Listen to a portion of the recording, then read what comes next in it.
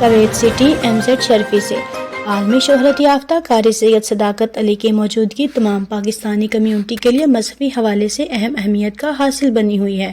تقریباً ہر پاکستانی چاہتا ہے کہ قاری صاحب ہمارے مہمان ہوں، ان کی میزبانی کا شرف حاصل ہو۔ اسی مناسبت سے آج ALC کنسٹرکشن کمپنی کویت کے چیف ایگزیکٹو محمد عرفان ناگرہ نے قاری سید صداقت علی صاحب کو اپنے کاروباری مرکز میں مدعو کیا۔ عرفان ناگرہ نے قاری سید صداقت علی کو محبتوں کے ساتھ خوش آمدید کہا۔ اس موقع پر پاکستان مسلم سینٹر نون کے صدر میاں محمد ارشد، پاکستان مسلم لیبر ونگ اوورسیز کے صدر محمد زبیر شرفی، پاکستان پریس فورم کے صدر محمد ندیم اکبر، حاجی محمد ارشد، حاجی منور حسین، حاجی جاوید چشتی، ذیشان ذوالفقار،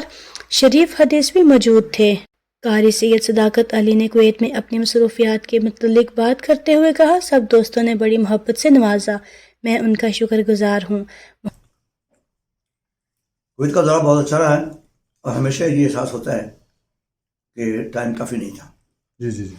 مثلا لوگ آپ سے محبت کرتے ہیں، آپ مذہبی حوالے سے ایسے میں ہمارے ہیں جس سے تین نسلوں نے فائدہ اٹھایا، اور الحمدللہ اسی حوالے سے آپ وافر ٹائم لے کر یہاں کویت تشریف لائیں گے۔ انشاءاللہ العزیز جی کوشش کریں گے کہ اب موسم بھی تبدیل ہو جائے گا، گرمی شروع ہو جائے گی یہاں پر، تو جب تھوڑا موسم دوبارہ بہتر ہوگا اور غالباً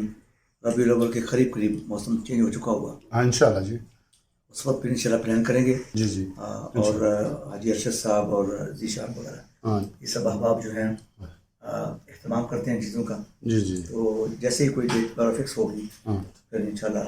سب کو معلوم ہوگا، اور آئندہ انشاءاللہ کوشش کریں گے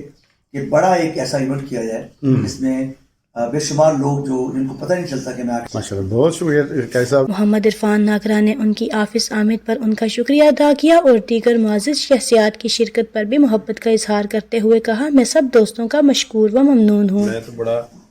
کہہ لیں کہ بہت ہی اچھا فیل کر رہا ہوں کہ ماشاءاللہ قاری صاحب جیسی